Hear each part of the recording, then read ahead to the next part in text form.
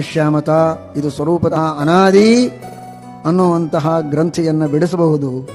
ಅದು ಸಾದಿ ಎನ್ನುವುದು ಅತ್ಯಂತ ಸ್ಪಷ್ಟ. ಅದನ್ನು ಟೀಕಾಕೃತ್ಪಾದರು ಆ ಯರಗೋಳದ ಗುಹೆಯಲ್ಲಿ ಎಲ್ಲಿ ಸೂತ್ರ, ಎಲ್ಲಿ ಭಾಷ್ಯ, ಎಲ್ಲಿ ವಾರ್ತಿಕ, ಯಾವ ತಾತ್ಪರ್ಯ ಟೀಕಾ, ಹೇಗೆ ಸಿಕ್ಕಿತವರಿಗೆ? ಎಂಥ ಜ್ಞಾನ, ಏನು ಸ್ಮರಣ ಶಕ್ತಿ, ಏನು ಅದ್ಭುತವಾದಂತಹ ಸೂತ್ರ, ಭಾಷ್ಯ, ಟೀಕಾ ಪ್ರತಿಯೊಂದನ್ನು ಗಮನಿಸಿ ನೋಧತ್ತೆ ಜಡತಾಂ ನ ಭಂಗಮಯತೆ ನೀಚಸ್ಥಲಂ ನೇಹತೆ ಸ್ಖಾಲಿತ್ಯಂ ನ ಚಯಾತಿ.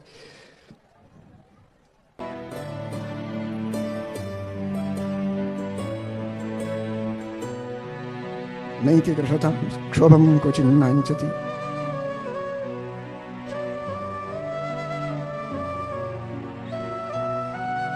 ಪರಂ ಶ್ರದ್ಧಾ ಜಾಡ್ಯಾದ ಕೃಷಿ ಕೃತಿ ಆಚಾರ್ಯ ವಚಸ್. ಶ್ರೀಮದಾಚಾರ್ಯರ ಒಂದೊಂದು ಮಾತನ್ನು ಸಮರ್ಥನೆ ಮಾಡುವುದಕ್ಕೋಸ್ಕರ ಎಂತಹ ದೊಡ್ಡ ಕಾರ್ಯವನ್ನು ಮಾಡಿದ್ದಾರೆ. ಎಂಥ ಜ್ಞಾನ, ಏನ್ ಪಾಂಡಿತ್ಯ, ಏನ್ ಶ್ರದ್ಧೆ, ಎಂಥ ಶುದ್ಧಿ, ಎಂಥ ಸಿದ್ಧಿ. ಇದನ್ನು ನಾವು ಚೆನ್ನಾಗಿ ಶಿಷ್ಯರು, ಭಕ್ತರು ನಾವು ಅರ್ಥ ಮಾಡಿಕೊಳ್ಳಬೇಕು.